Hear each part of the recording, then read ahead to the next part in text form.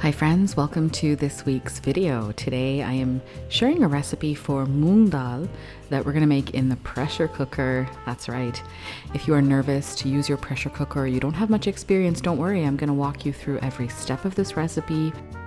Everything from how to prepare your dal, the ingredients and spices we're going to use, exactly how much water content you should be adding to your pressure cooker, the number of whistles that you're going to want to listen for, and of course how to finish your dal, that TADKA or that chonk as some people call it, which is the crowning glory of a delicious dal. So let's get right into it. We're going to do moong dal in our pressure cooker, and we are starting with whole moong dal. This is sabut moong dal that is whole and it contains the skin. You can get this cracked as well with the skin, but we are not making the variety without the skin. This is the whole dal. So I'm going to soak this a little bit. That's going to help with digestion. It's going to help with absorption of the nutrients in the dal. Even if you soak it for an hour, that's going to be really helpful. And then you need to wash the dal. This is really important. Don't skip this step, okay? The water needs to run clear or as close to clear as possible, and about 4 to 5 times should do it.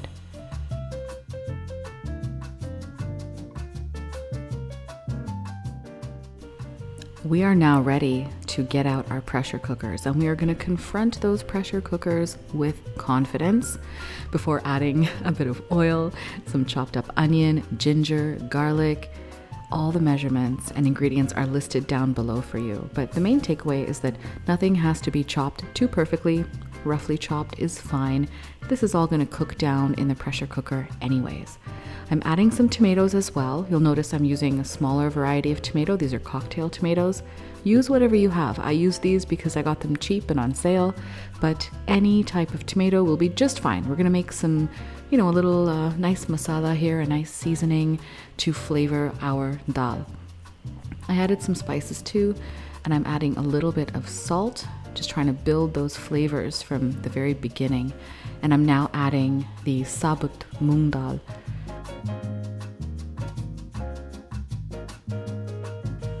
Now when it comes to adding water, if I'm cooking a whole dal, like I am in this case, I like to use 3.5 times as much water.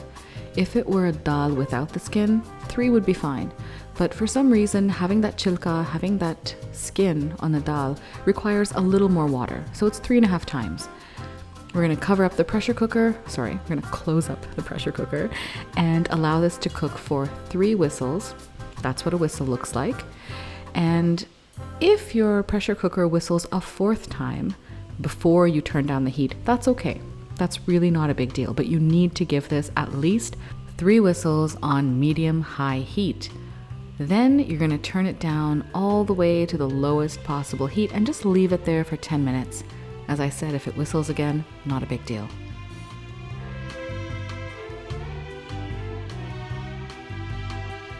While that's happening, I'm just crushing a little bit of jeera and sabut dhania, or the whole dhania seed, and keeping that aside for later.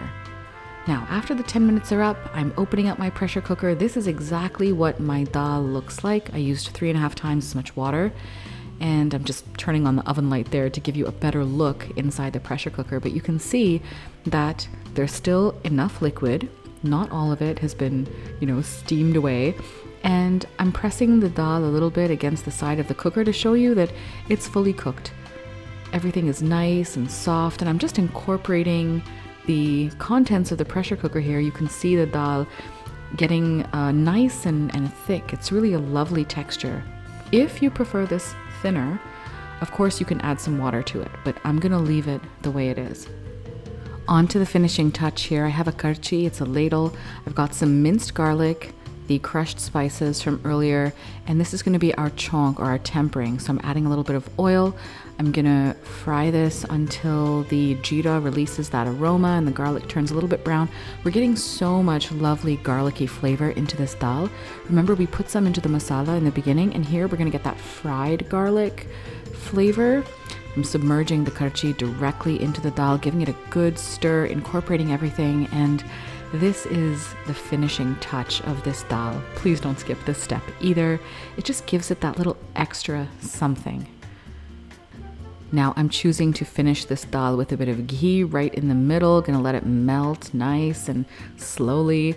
You can garnish it with dhania if you prefer. If you want to omit the ghee, maybe you're vegan, maybe you just don't want to add ghee, that's totally fine. If you are vegan, add something else that you want to add, a bit of vegan butter or vegan ghee, which does exist. And this is it. We have a lovely dal, perfect for any time, really, a lovely weeknight dinner perhaps, or even for lunch. I hope you like it. If you do, give this video a like, hit the subscribe button. I'll see you next week with something else. Take care wherever you are, and stay happy, stay healthy. Okay, bye friends.